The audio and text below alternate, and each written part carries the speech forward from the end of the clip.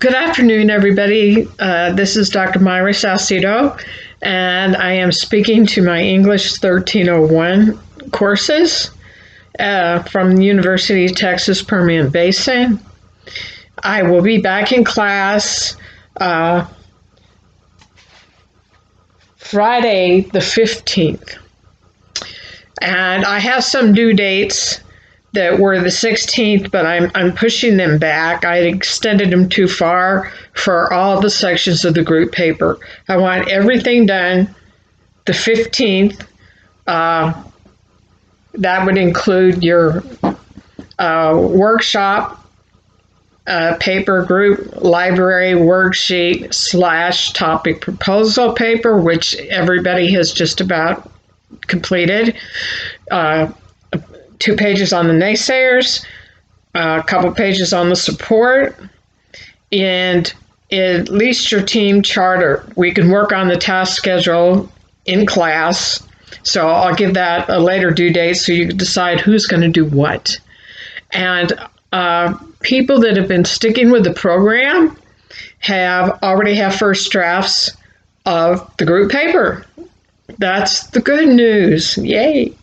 And bad news, some people just kind of dropped the ball because I was not on campus and decided to do nothing. No assignments, not work with the group. And therefore, there are some groups that are breaking up right now so that they are becoming pairs. And if you become a pair, you can write a shorter paper.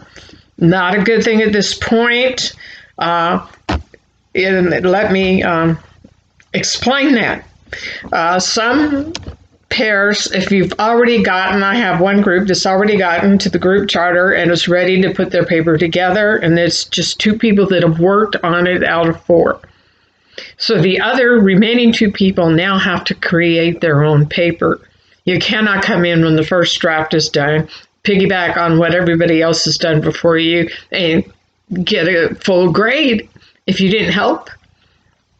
And that's the idea of a group. Nobody is supposed to be writing things in isolation. That confused people.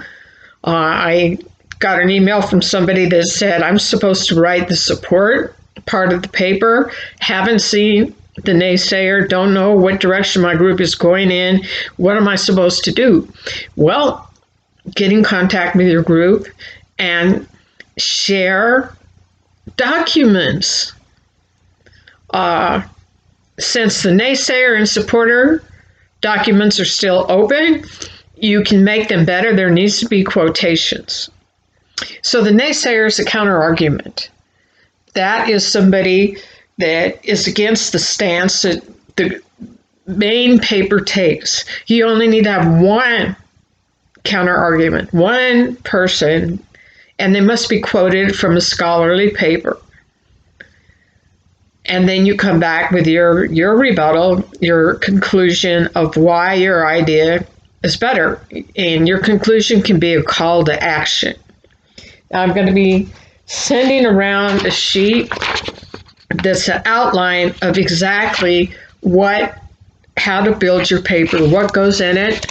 And there's a second sheet that gives you word phrases that you can use for the different parts of the paper as transitions from your topic statement to supports. You should have 3 supports, 1 against, counter argument, and come back with a conclusion. And the conclusion should lead back to your thesis statement, not reiterate it word for word, but sum up some things that you introduce so it kind of brings your paper around, ties it up in a nice bow, like a package, and makes sense. The conclusion is, this is why you read this paper, this is why we brought you this far. So I will be sending these 2 sheets around, putting them in the module, and a PowerPoint that goes with this that explains how to put the paper together. That's what we will be doing November 15th, Friday. So you will need to have everything in the 14th. And that's extended. I have extended the due dates from the week before, because after we workshop what you have on Friday, then we're going to move into The Hobbit graphic novel. And if you have done nothing towards your group work, you're probably out of that group now, and will have to come up with your own paper to regain your points. And I am sorry some people didn't do the work. If you did not understand the assignment, you just needed to ask me, text me, call me, FaceTime, whatever you wanted to do, and get in touch with me. I've been not only keeping in touch with people, I've been sending groups articles that I find in researching to get people started. This is what you need in an academic journal. This is where I got it.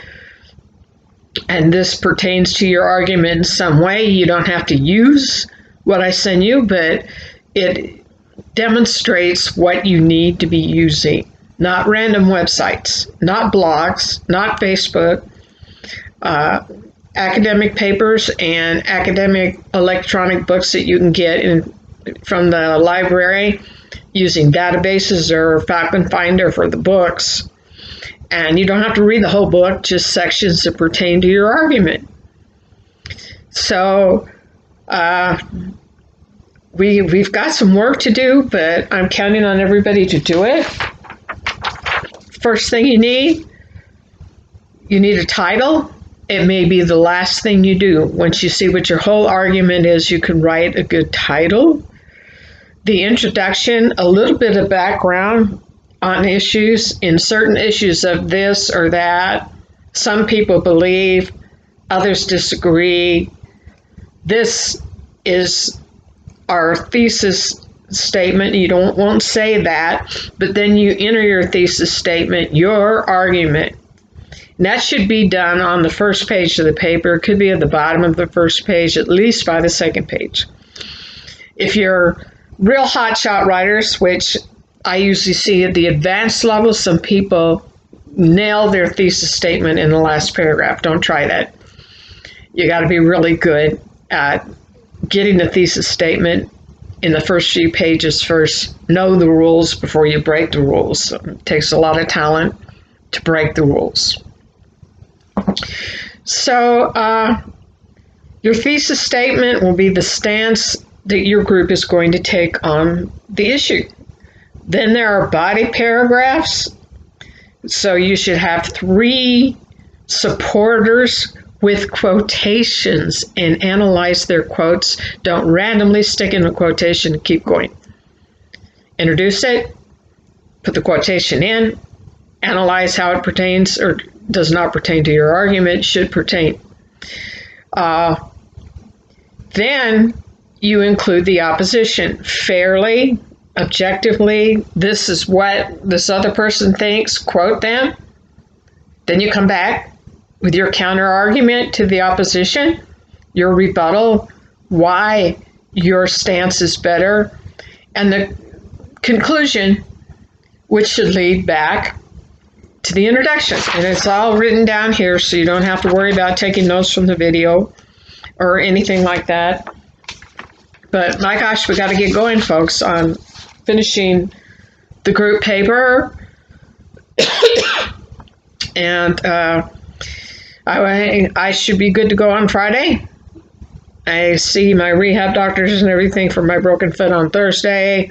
And I'm really good on going on the rails and getting around, hopping around, and getting out of my wheelchair and hopping around with a walker.